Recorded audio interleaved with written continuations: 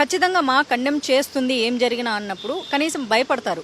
ఎందుకంటే ఒక ఆర్గనైజేషన్ ఉండేది ఏదైనా తప్పు జరిగినప్పుడు ఖండించడానికే. ప్రతిసారి యాక్షన్లోకి దిగి వాళ్ళ మీద యుద్ధానికి ఎవరు వెళ్ళరు, కత్తి యుద్ధాలు ఎవరు చేయరు.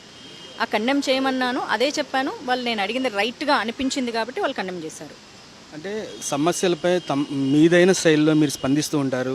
దానికి స్పందనగా కొందరు తిడతారు, కొందరు పొగుడుతూ ఉంటారు. అయితే ఎక్స్పెషల్లీ జేసీ ప్రభాకర్ రెడ్డి లాంటి ఒక వ్యక్తితోటి మీరు అంటే వీడియో చేసినప్పుడు కానీ చెప్తున్నప్పుడు కానీ మీకు ఎటువంటి అయినా బెదిరింపులు వచ్చినాయా, లేకపోతే ఏ ధైర్యంతో అంటే ఇట్లా చేయాలనిపించింది? డైరెక్ట్ ఫోన్ కాల్స్, మెసేజ్లు ఈ మధ్యకాలంలో ఎవరు చేయట్లేదండి. ఎందుకంటే మీ అందరికి బాగా తెలుసు, ఫోన్ కాల్స్ చేస్తే రికార్డ్ అవుతాయి, ఎస్ఎంఎస్లు పెడితే ప్రూఫ్లు మిగిలిపోతాయి. సో పోలీస్ కంప్లైంట్కి సాక్ష్యాలు ఎవరు వదలదలుచుకోలేదు. బట్ సోషల్ మీడియా అటాక్ అయితే బాగా జరిగింది.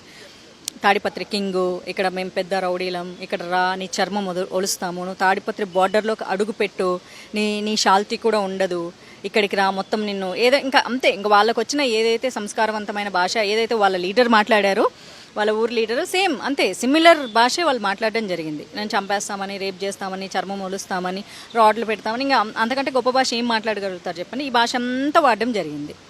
So which is a threaten, fear of death అనేది ఎందుకు వస్తుంది అంటే మా పేరెంట్స్కి మా చుట్టాలు కాల్ చేసి చెప్పారు.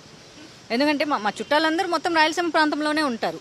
తెలంగాణ ప్రాంతంలో చాలా తక్కువ ఉండేది. సో మొత్తం సీమ ప్రాంతంలోనే ఉంటారు. అలా మేము మా సీమలో ఒక అడుగు పెట్టాను. నేను కూడా చిన్నప్పటి నుంచి సీమలోనే పెరిగాను.